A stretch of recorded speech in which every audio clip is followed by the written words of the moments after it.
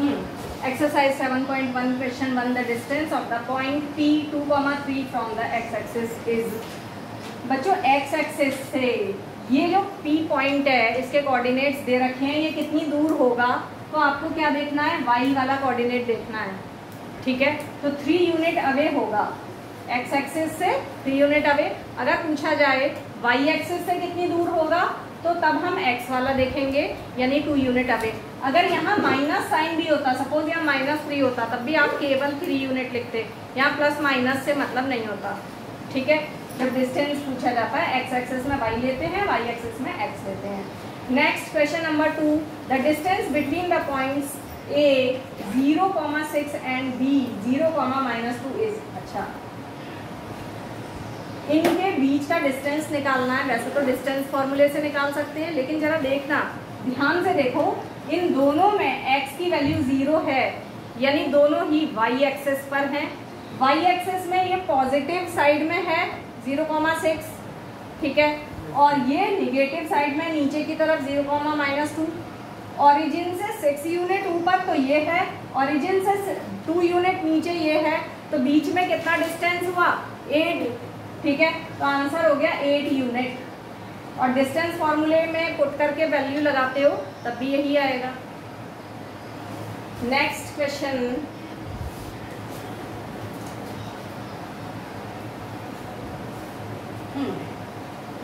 बच्चों question number 3, the distance of the point P -6,8 from the origin is. Origin से जब हम distance निकालते हैं तो फॉर्मूला क्या लगाते हैं, √x² प्लस y², यानी √-6 का स्क्वायर 36 प्लस 8 का स्क्वायर 64, 36 प्लस 64 100 हो गया, √100 क्या आ गया, 10, तो आंसर C हो गया 10। Question number 4, the distance between the points 0,5 and -5,0 is. अच्छा, हमें इनके बीच का डिस्टेंस निकालना है बच्चों, तो फॉर्मूला लगाएंगे रूट।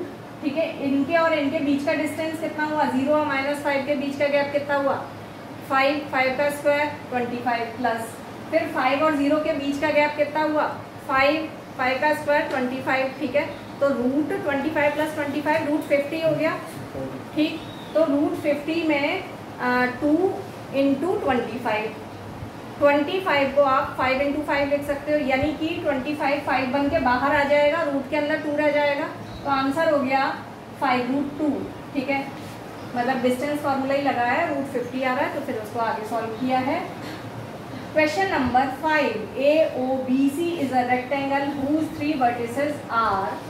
वर्टिसेस A इसमें 0,3 है, फिर O है 0,0 and B 5,0। The length of its diagonal is. Diagonal की लेंथ हमें फाइंड करनी है। ठीक है, अगर बच्चों ये जो पॉइंट्स दे रखे हैं, ये x0 है यानी y एक्सिस पर है, ये ओरिजिन का पॉइंट है, और इसमें y0 है यानी x एक्सिस पर है, y एक्सिस और x एक्सिस, यानी कि इस तरह से ये क्या बनेगा, राइट एंगल ट्राइंगल।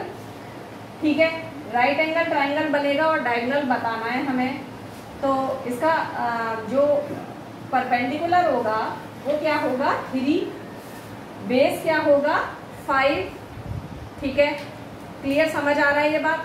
तो हमें निकालना है डायगोनल, तो जो उस ट्राइंगल का हाइपोटेन्यूज होगा वो इस रेक्टेंगल का डायगोनल बन के आएगा ना, यानी root perpendicular square plus base square, यानी √3² प्लस 5² 3 का स्क्वायर 9 प्लस 5 स्क्वायर 25, 9 प्लस 25 कितना हुआ, 34, तो √34 आंसर हो गया। ये बताओ समझ आया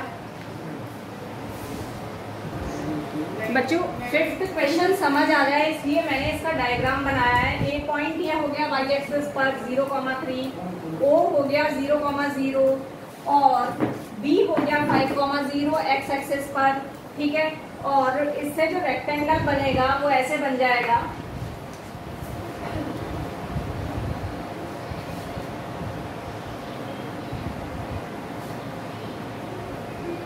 हमसे बोला गया है, ये C पॉइंट हो जाएगा, हमसे बोला गया है डायगोनल बताना है। ठीक है, और MCQ टाइप क्वेश्चन है, डायगोनल ये बताना है, तो आपके माइंड में ये पिक्चर विजुअलाइज हो जाना चाहिए कि डायग्राम कैसा होगा। ये एक्स एक्सिस पर, ये वाई एक्सिस पर, ये चीज 3 और ये 5। तो आप जो इसका हाइपोटेन्यूज आएगा, राइट एंगल ट्राइंगल है ना, वही तो इस रेक्टेंगल का डायगोनल होगा। तो हाइपोटेन्यूज कैसे आएगा? पाइथागोरस थ्योरम लगा के, ठीक है। रूट परपेंडिकुलर स्क्वायर यानी 3 स्क्वायर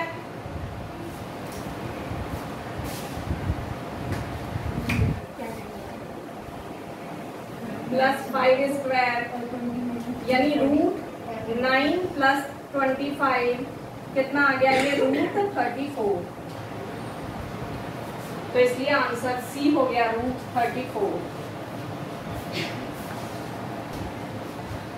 फिर बच्चों question number 6, the perimeter of a triangle with vertices 0,4, 0, 0 and 3,0 is. अच्छा, यहाँ x कोऑर्डिनेट 0 है यानी ये y एक्सिस पर है, ये ओरिजिन का पॉइंट हो गया, और ये 3,0 x एक्सिस पर, यानी कि इससे जो ट्राइंगल बनेगा राइट एंगल ट्राइंगल बनेगा, ठीक है।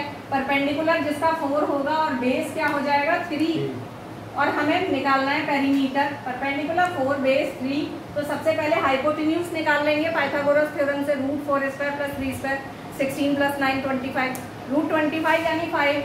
तो hypotenuse 5, perpendicular 4 base 3, 4 plus 3 7 plus 5 कितना आ गया? 12। तो आंसर हो गया इसका बी 12, ठीक है।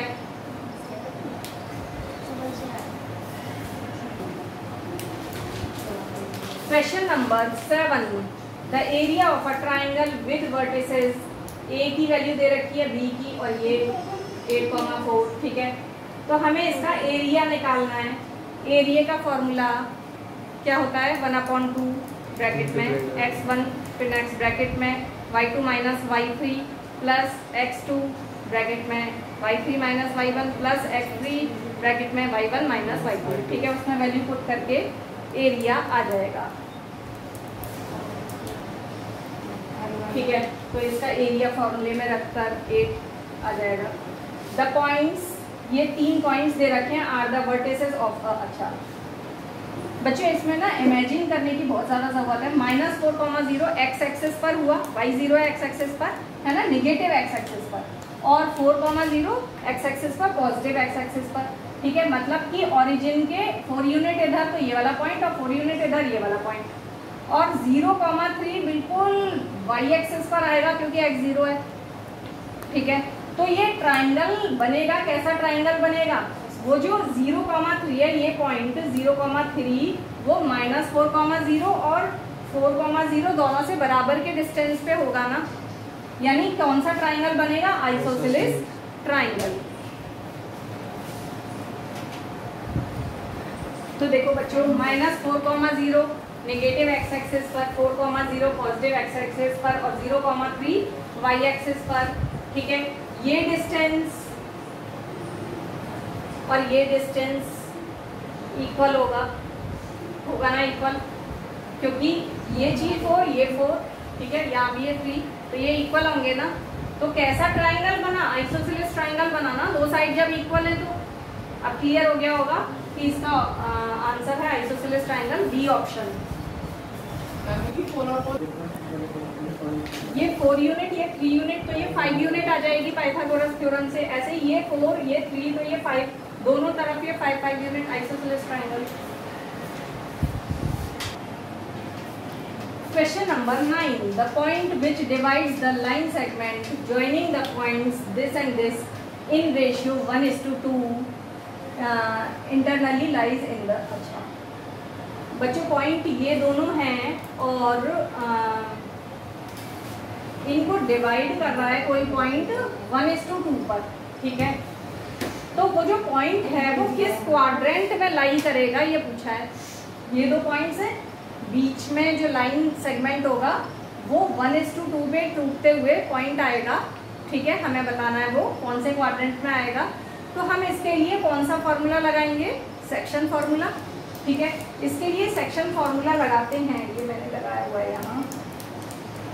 तो वैल्यू ये सॉल्व करी है, तो 17/3 और -8/3 आ रही है, ठीक है। x निकालने का फॉर्मूला पता है, m1x2 + m2x1 अपॉन m+1, ठीक है, और m1 प्लस m2 सॉरी, और ये m1 y2 plus m2 y1 upon m1 plus m2। तो इससे हमने फॉर्मूला ये निकाला, ये आया। अब जरा ध्यान से देखना, हालांकि फ्रैक्शन में ज़रूर है, ये x की वैल्यू प्लस है और y की वैल्यू माइनस में है। प्लस माइनस किस में आता है? फोर्थ क्वाड्रेंट में। तो आंसर क्या हो गया? Fourth quadrant. ठीक है, next question number 10। The point which lies on the perpendicular bisector of the line segment joining the points this and this. ये दो पॉइंट है और इनको ज्वाइन करने वाली जो लाइन है उसके परपेंडिकुलर बाइसेक्टर पर कौन सा लाइन वो आएगा। देखो बच्चों, इन दोनों को ज्वाइन करने वाली जो लाइन है उसका मिड पॉइंट भी लाई करता है ना, परपेंडिकुलर बाइसेक्टर पे आएगा ना वो, और बाकी और भी पॉइंट्स आते हैं। जरा ध्यान से देखो, -2, -5, ठीक है, और 2, 5 प्लस के ये दोनों और ये माइनस के, बाकी सब कुछ सेम है। तो इनका जो मिड पॉइंट हुआ वो क्या हुआ? -2 + 2/2, यानी 0/2 0 हुआ ना, और -5 + 5/2 0/2 यानी कि 0 हो गया। ठीक है, यानी कि इनका मिड पॉइंट 0,0 है, और मिड पॉइंट तो हमेशा ही परपेंडिकुलर बाइसेक्टर पे लाई करता है। तो ऑप्शन क्या हो गया? A. Next question, question number 11। The fourth vertex D of a parallelogram ABCD whose 3 vertices are A, B, C is, बच्चों ये A, B, C तीनों vertices इनके कोऑर्डिनेट्स दे रखे हैं, हमें D का हमें पता करना है। ठीक है, और पैरेललोग्राम है ये बोला हुआ है। ये बहुत अच्छा क्वेश्चन है और इसे ध्यान से देखना।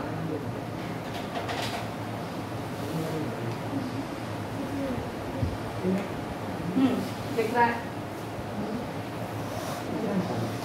ये देखो बच्चों, यहाँ पे मैंने ये पैरेललोग्राम ड्रॉ कर दिया है और ये ए बी सी इसके वर्टेक्स लिख दिए गए हैं। ठीक है, हमें ये डी का पता करना है। ध्यान से सुनो, ये दोनों अपोजिट वर्टेक्स हैं, इन दोनों से हम मिड पॉइंट फाइंड कर सकते हैं ना। कैसे? Mid point formula x1 + x2/2 है ना, और y के लिए y1 + y2/2। तो -2 + 8/2 क्या हो गया? 6/2, यानी कि 3। ठीक है, ये जो बीच में पॉइंट है इसका x कोऑर्डिनेट 3। अब ये 3 + 3/2, ठीक है, 6/2, फिर से 3 आ गया। हमें ये मिड पॉइंट पता चल गया 3,3। हमें d पता करना है। अब देखो बच्चों, जो AC का मिड पॉइंट है वही तो BD का मिड पॉइंट है ना। अब हम d आराम से निकाल लेंगे कि इसका जो x है, x + 6/2 = क्या होगा? 3, यानी x + 6 = क्या हो जाएगा? नीचे का 2 3 से मल्टीप्लाई होकर 6, तो x की वैल्यू 0 आ जाएगी। यहाँ x क्या आ जाएगा? 0। फिर उसके बाद y + 7/2 = 3, तो y + 7 क्या आ जाएगा? 6। ठीक है, तो y कितना आ जाएगा? 6 - 7 यानी कि -1। तो ये d के कोऑर्डिनेट्स क्या आ गए? 0, -1। ठीक है, ये एक अच्छी टेक्निक थी कि पहले इन दोनों से मिड पॉइंट निकालो और फिर वही इन दोनों का मिड पॉइंट होगा। इस तरह से ये फाइंड करना है। ठीक है, तो बच्चों 11 का आंसर हो गया B, 0, -1। हाँ, क्वेश्चन नंबर 12। बच्चों जैसे 11 क्वेश्चन अच्छा था, 12 भी इसी तरह बहुत ज़्यादा अच्छा क्वेश्चन है। ठीक है, if the point P 2,1 lies on the line segment joining points A और B, इसके कोऑर्डिनेट्स दे रखे हैं, देन, और हमें बताना है कौन सा सही है। तो बच्चों AP और AB का रिलेशंस दे रखे हैं ये, है ना। तो हम क्या करेंगे, ये A है और B है और यहाँ कहीं कोई पॉइंट P लाई कर रहा है। जनरली हमने क्या देखा है, P पॉइंट A और B के बीच में लाई करता है कहीं, है ना। लेकिन अब ये देखना, क्वेश्चन 12 के एक्सप्लेन करने के लिए बच्चों मैंने कार्टेशियन प्लेन पर, ठीक है, A के कोऑर्डिनेट्स बताए 4,2, B के कोऑर्डिनेट्स 8,4, और जो P है, P क्या है? 2,1। ठीक है, देख सकते हो ए और बी के बीच में नहीं लाई कर रहा है, ये साइड में लाई कर रहा है इस तरह। और क्या किया हमने, जैसे इसके कोऑर्डिनेट्स निकालते हैं, कैसे निकालते हैं हम, फॉर्मूला लगाते हैं। तो देखिए तो बच्चों वो मैंने आपको दिखा दिया कि फिगर किस तरह आ रही है, पी साइड में आ रहा है ए के लेफ्ट साइड में, ठीक है। अब रेशियो हमें फाइंड करना है, ठीक है। तो ये एक्स कोऑर्डिनेट एक्स किसके इक्वल होगा, के एक्स टू मतलब 8 के प्लस x1 यानी कि 4 अपॉन के प्लस 1, क्लियर है बात, ठीक है। और के निकालने के लिए x या y का कोई एक ही फॉर्मूला लगाना होता है, तो हम इसको क्रॉस मल्टीप्लाई कर देंगे, ये 2k प्लस 2 आ जाएगा is equal to 8k plus 4, ठीक। अब ये बच्चों ये 2k इधर जाएगा राइट साइड में तो माइनस हो जाएगा, तो 6k बचेगा, ये 4 इधर जाएगा, -4 और +2 -2, तो k की वैल्यू -2/6 आ जाएगी, ठीक है, यानी k की वैल्यू -1/3 आ गई। अब ये डायग्राम दिख ही रहा है,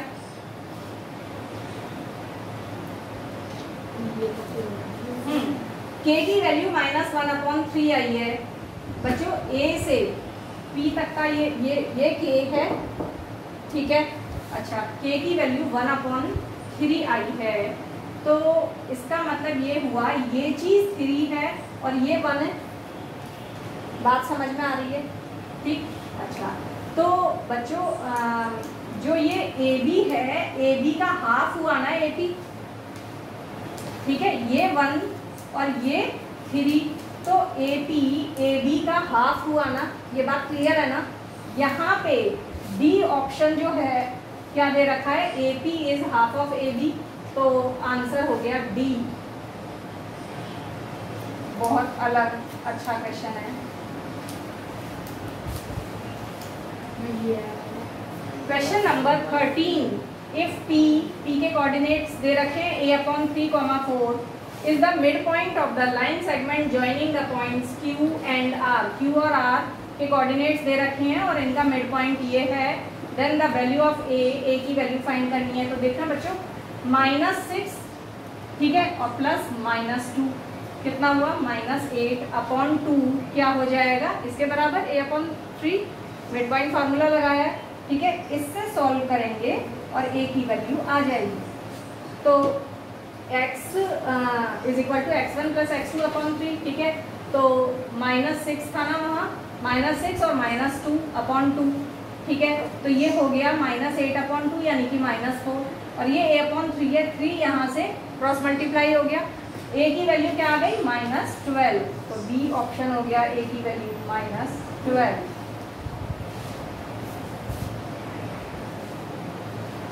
Question number 14, the perpendicular bisector of the line segment joining the points A and B cuts the y-axis at।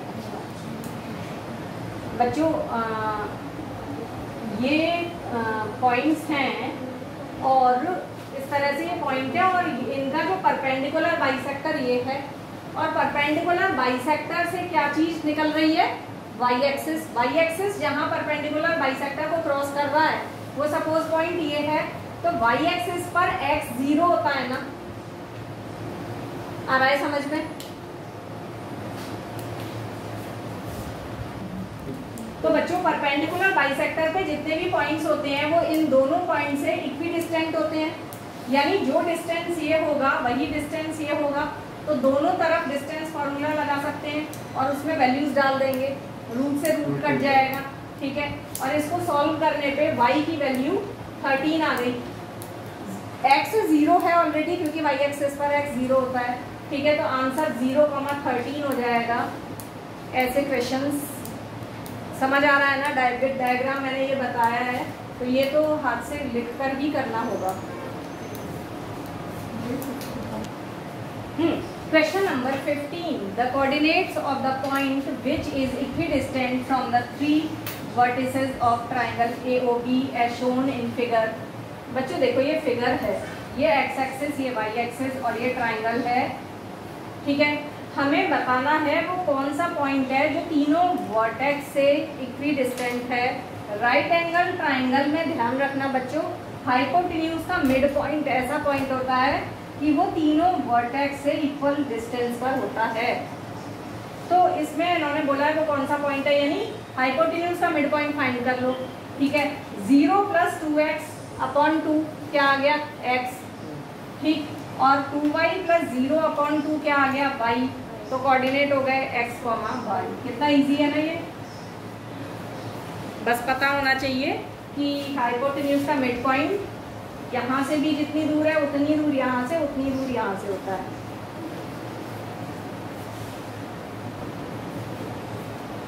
Question 16.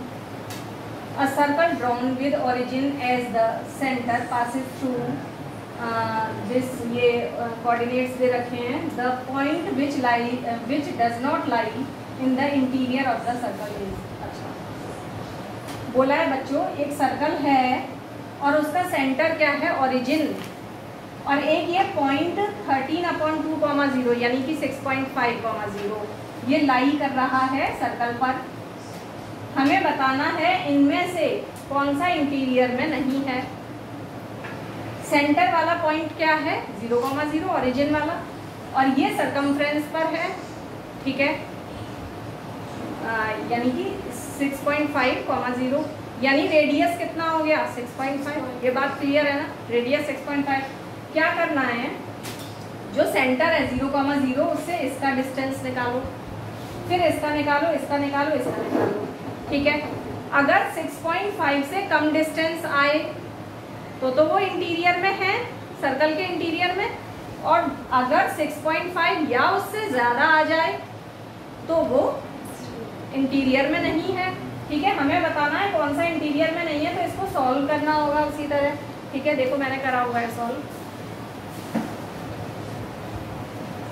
तो बच्चों ये सर्कल है, सेंटर में ओरिजिन है, और ये जो सरकमफ्रेंस पर एक पॉइंट है 6.5,0। ठीक है, हमने सबकी जो A B C D चारों है ना उनका डिस्टेंस निकाला। एक का आ रहा है 1.25, एक का √10.25, ठीक है, और एक का 25.25, और एक का 42.25 रूट में। अच्छा, ये तो क्लियर है। ये बच्चों 9 का √3 होता है, तो इसका थोड़ा बढ़ा हुआ आएगा, लेकिन 6.5 तक नहीं पहुंचेगा। ठीक है, अब ये 25 का √5 होता है, तो 5 से हल्का सा बढ़ा हुआ आएगा, 6 तक भी नहीं पहुंचेगा, क्योंकि 6 के लिए तो 36 होना चाहिए रूट के अंदर। ये 6 7 का 42 होता है, और ये 25 का 5 हो जाएगा, और 6 और 7 दो कॉन्जिक्यूटिव नंबर में छोटा वाला नंबर 6 लिखते हैं ना, यानी इसका रूट हो जाएगा 6.5। बाकी सारी वैल्यूज 6.5 से कम हैं, और जो डी ऑप्शन है उसकी वैल्यू 6.5 है, यानी कि ये सरकमफ्रेंस पे लाई करेगा, इंटीरियर में लाई नहीं करेगा। क्लियर है ना बात? तो इसीलिए इसका आंसर क्या हो गया, डी ऑप्शन। 16 का आंसर हो गया D.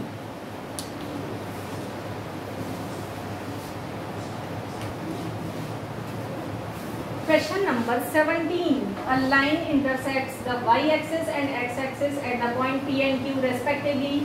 If 2, -5 is the midpoint of PQ, then the coordinates of P and Q are respectively. अच्छा, क्या बोला है, एक लाइन है PQ, वो इंटरसेक्ट कर रही है y-एक्सिस पर और x-एक्सिस पर। जैसे P y-एक्सिस पर है, y-एक्सिस पर क्या होता है, x 0 होता है, तो 0, y, और Q x-एक्सिस पर है, x-एक्सिस पर y 0 होता है, तो ये इसके कोऑर्डिनेट्स x, 0, और इनका मिड पॉइंट बोला है 2, -5 है। हमें x और y की वैल्यूज फाइंड करनी है। ठीक है, क्योंकि हमें p और q की वैल्यूज पता करनी है, तो x और y की निकालनी पड़ेगी। 0 + x/2 2 हो जाएगा ना, 0 + x/2 2, मिड पॉइंट फॉर्मूला लगा दिया है। ठीक है, अच्छा, फिर y + 0/2 क्या हो जाएगा, -5। इससे सॉल्व करेंगे तो x की वैल्यू 4 आ गई। ठीक है, इसको सॉल्व करेंगे तो y की वैल्यू -10 आ गई। तो ये x की वैल्यू 4 आई है, इसका मतलब 4, 0 आ गया q के कोऑर्डिनेट्स, और y की वैल्यू -10 है, तो p के कोऑर्डिनेट्स क्या आ गए, 0, -10। ठीक है, तो आंसर क्या हो गया 0, -10 p के कोऑर्डिनेट्स और q के कोऑर्डिनेट्स 4, 0 लिख लेना ये।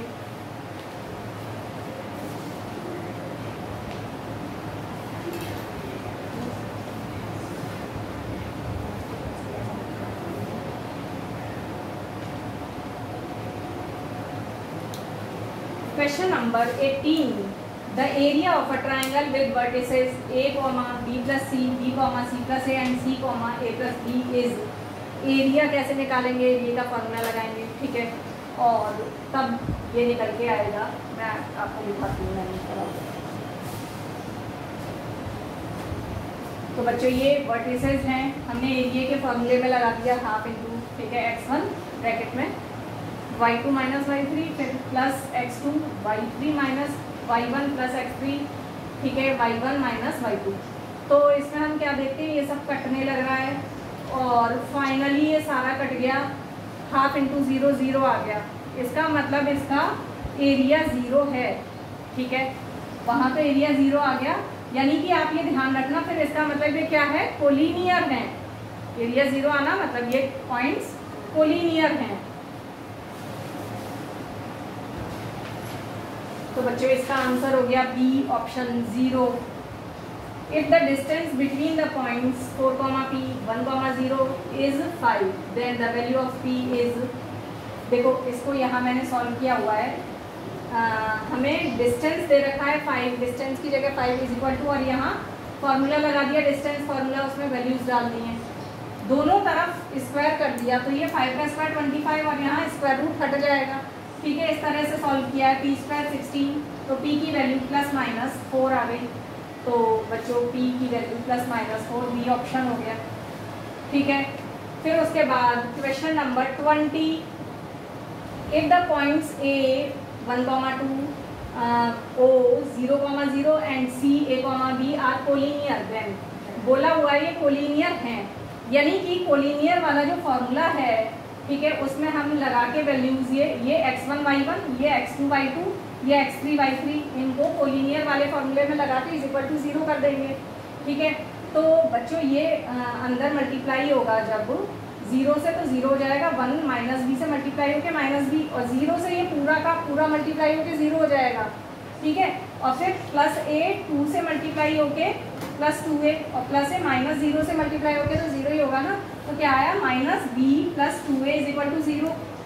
तो 2a इज इक्वल टू क्या आ जाएगा, माइनस बी लेफ्ट से राइट में गया, b 2a is equal to b आ गया ना, आंसर सी हो गया सही।